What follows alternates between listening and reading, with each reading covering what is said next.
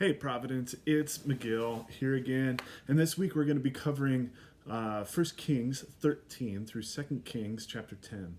Our Psalms this week are Psalms 46 through 49, and I'm really excited to be shooting this video because the book of Kings is a magnificent story of God's people, and it happens to be one of my favorites. I have to admit though, it's actually really tragic when we get into our chapters this week.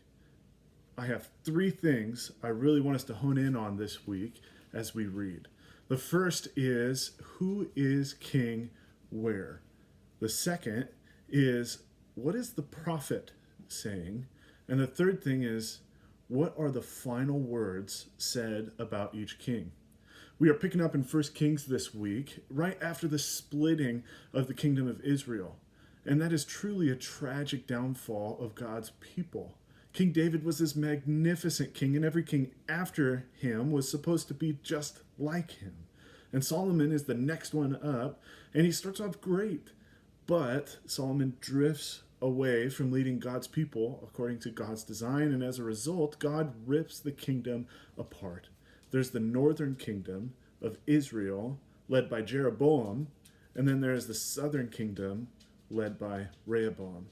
And in our Bibles, we have the book of 1 Kings and the book of 2 Kings. And when they were originally written, they're actually not divided up. They're meant to be read as one whole unit. So with that in mind, I'm going to just refer to our reading this week as the book of Kings. The rest of the book of Kings is what happens as a result of the splitting of the northern and southern kingdom. So the first thing I want us to hone in on this week is, who is king where? The book is written in such a way that it is not necessarily chronological. What the authors do is tell us about a king in the northern kingdom, and let's say that king reigns for 40 years.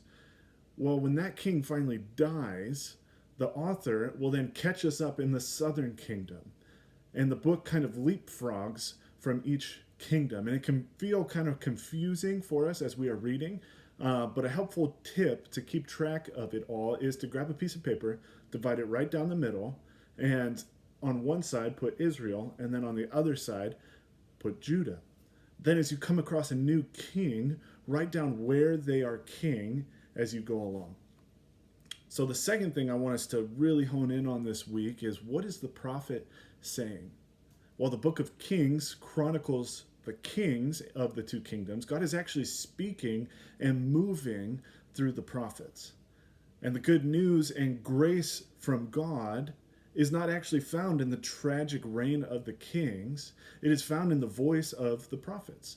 So as you read this week, pay really close attention to what the prophets are saying. Once you get to Elijah and Elisha, it gets really fun. And I won't spoil too much of it.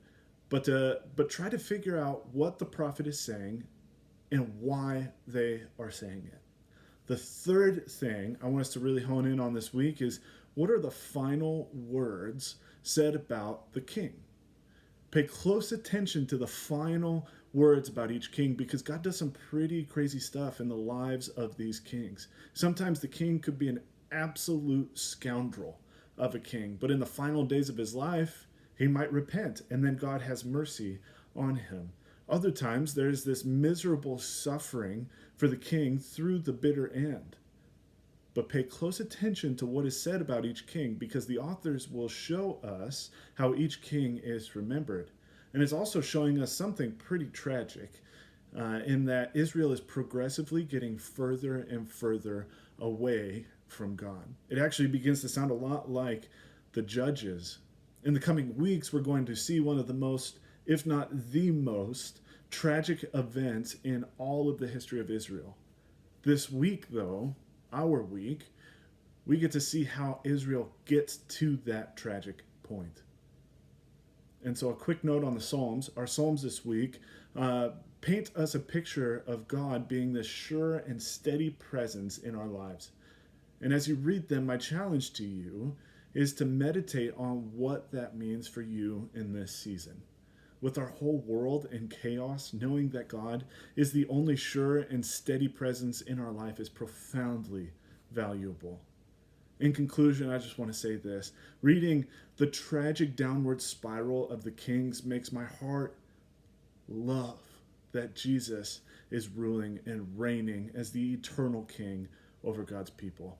Every time a king failed in the book of Kings, I just find my heart growing in gratitude that our king will never fail. Jesus will never let us down. He will never lead us astray, and he will always protect us. So my prayer this week is that we would get to see Jesus as the sure and steady king that the book of Kings always longed for. We'll see you next time.